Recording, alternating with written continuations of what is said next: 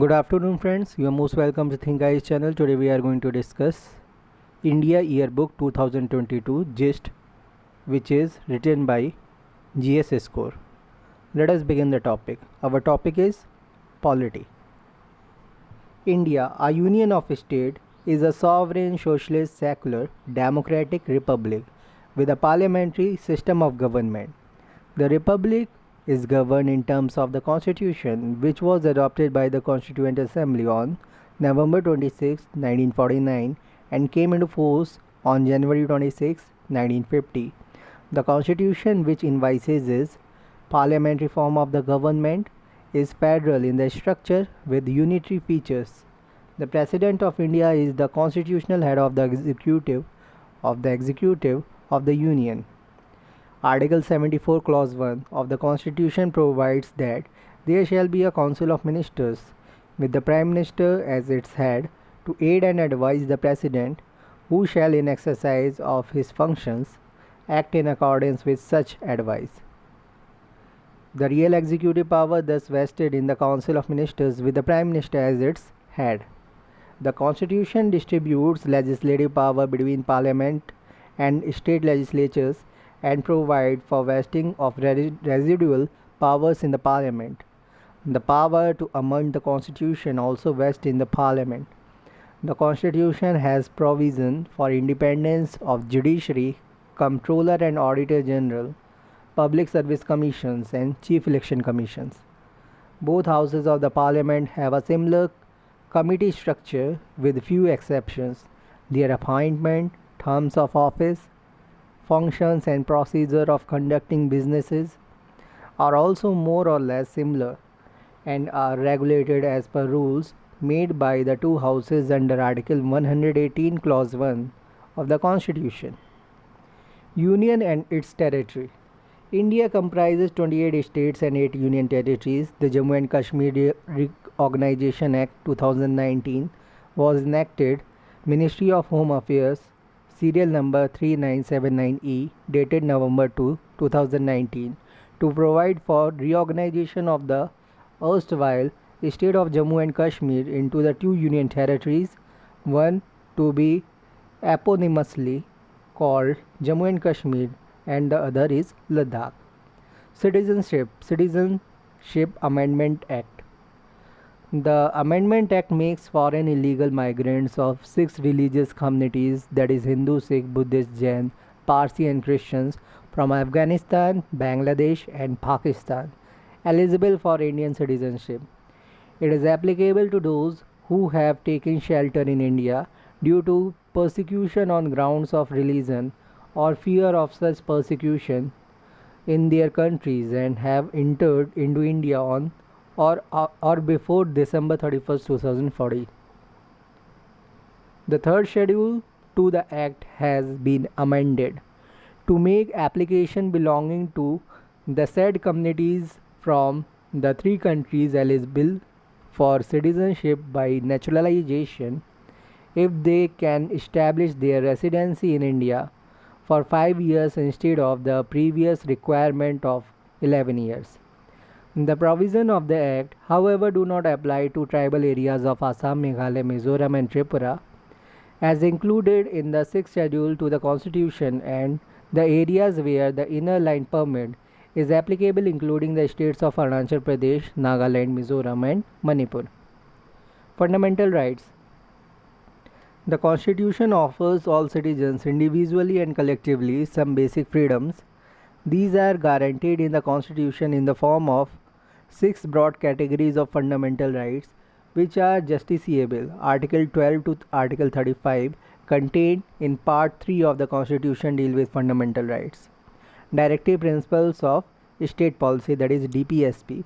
The Constitution lays down certain directive principles of state policy, which through not justiciable are fundamental in governance of the country, and it is the duty of the state to apply these principles in making laws. These have been contained in Part 4 from Article 36 to Article 51 of the Constitution. The Union Executive. The Union Executive consists of the President, the Vice President and the Council of Ministers with the Prime Minister as the head to aid and advise the President. Legislature of the Union, which is called Parliament, consists of the President and two houses, known as Council of States Rajya Sabha, the House of the People Lok Sabha. Each house has to meet within 6 months of its previous sittings. A joint sitting of the two houses can be held in certain cases. Leaders of opposition in Parliament. The leaders of opposition in the Rajya Sabha and Lok Sabha are accorded statutory recognition, salary and other suitable facilities are extended to them through a separate legislation brought into force in November 1st, 1977. Government businesses in the Parliament. The Minister of Parliamentary Affairs is entrusted with coordinating, planning and arranging government businesses in both houses of the Parliament. In discharge of this function, he is assisted by two ministers of states. Consultative committees. Functioning of consultative committees of members of Parliament for various ministries is one of the functions allocated to the Ministry of Parliamentary Affairs under the Government of India. Allocation of Business Rules 1961. Functioning of consultative committees of members of Parliament for various ministries is one of the functions allocated to the Ministry of Parliamentary Affairs under the Government of India. Allocation of Business Rules 1961. The minimum membership of a consultative committee is 10 and the maximum membership is 30. The consultative committee stands dissolved upon dissolution of every Lok Sabha and are reconstituted upon constitution of each Lok Sabha. Parliamentary committees. Parliamentary committee, which is divided into 4 parts: financial committees, standing committees DRSC, ad hoc or select committees, and administrative committees. Financial committees PAC, estimates and PSU. Standing committees DRSC. Example: Committee on Railways and Health. Ad hoc committees or select committees. Example: Select Committee on GST.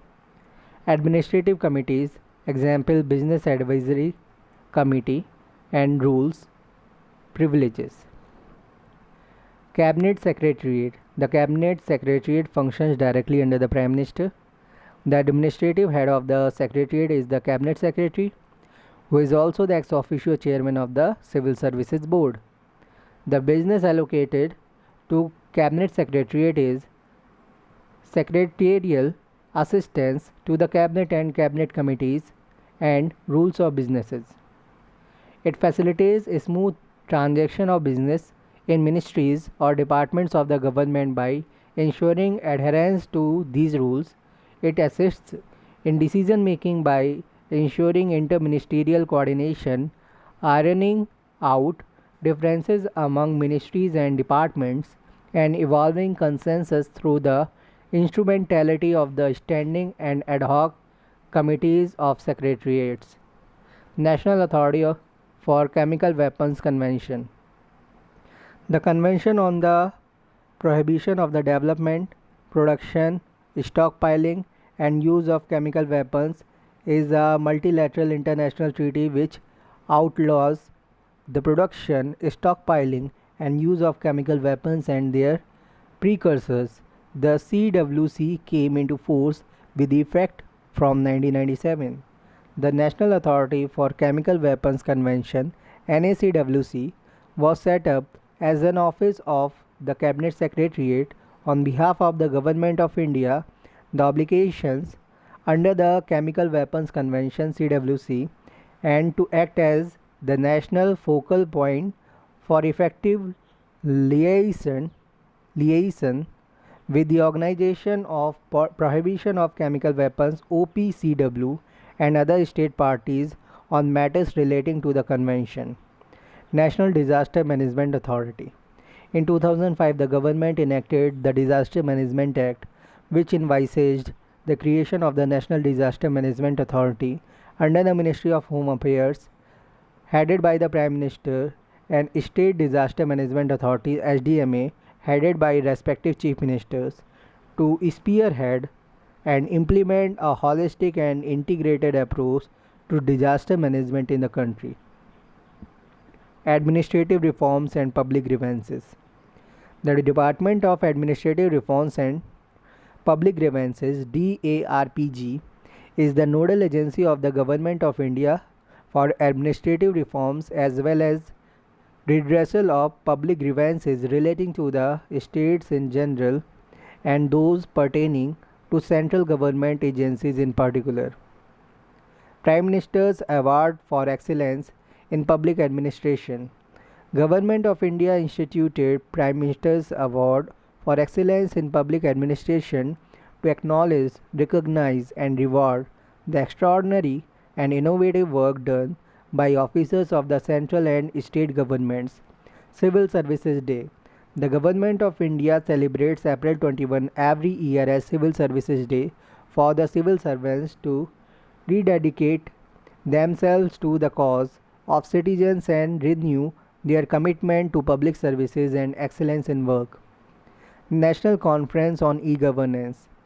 The Department of Administrative Reforms and Public Grievances (DARPG) along with the Ministry of Electronics and Information Technology (MeitY) in association with one of the state governments organizes the National Conference on E-Governance every year since 1997. National E-Governance Service Delivery Assessment. National E-Governance Service Delivery Assessment (NESDA) aims at assessing the states, UTs and central ministries on the depth and efficiency of e-governance service delivery. National E-Governance Service Delivery Assessment (NESDA) aims at assessing the states and union territories and central ministries on the depth and efficiency of e-governance service delivery.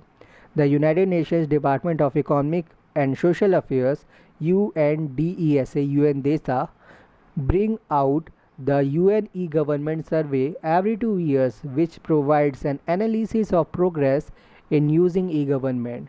India stood at 118 in 2014, which improved to 107 in 2016 and 96 in 2018 out of 193 member countries.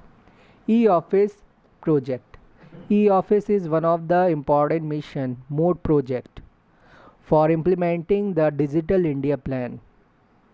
The DARPG is the administrative ministry for ensuring e-office implementation. It aims to increase the uses of workflow and rule-based file routing, quick research and retrieval of the files and office order, digital signatures, forms and reporting components. Dashboard for COVID-19 grievances.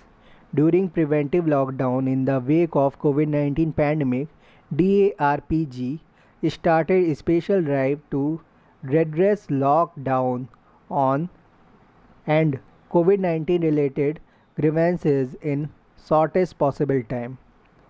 To ensure dedicated monitoring of those grievances, a separate national monitoring dashboard for COVID-19 grievances was created. All central ministries and state governments have nominated a nodal officer for prompt disposal of such grievances. Dashboard for COVID-19 grievances. During preventive lockdown in the wake of the COVID-19 pandemic, DARPG started a special drive to redress lockdown and COVID-19 related grievances in shortest possible time. To ensure dedicated monitoring of those grievances, a separate national monitoring dashboard for COVID-19 grievances was created. All central ministries and state governments have nominated a nodal officer for prompt disposal of such grievances. Good Governance Index. DARPG has developed Good Governance Index (GGI) for 10 key sectors across 50 indicators.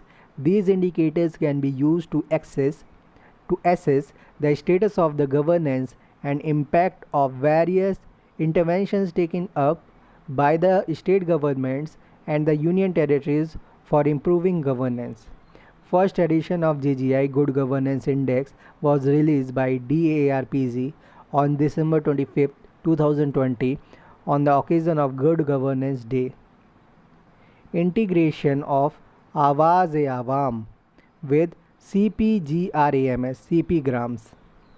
Public Grievance Portal of Union Territory of Jammu and Kashmir has been integrated with Centralized Public Grievance Portal of Government of India for seamless transfer of grievances to the authorities responsible for redressal and effective monitoring for their prompt disposal. National Center for Good Governance. National Center of Good Governance (NCGG) is an autonomous institute under DARPG which serves as the think tank for governance and policy reforms cutting across administrative, social, economic, and financial spheres. It functions as a national repository on information on best practices, initiatives, and methodologies that promote good governance, e governance, innovation, and change management within the government.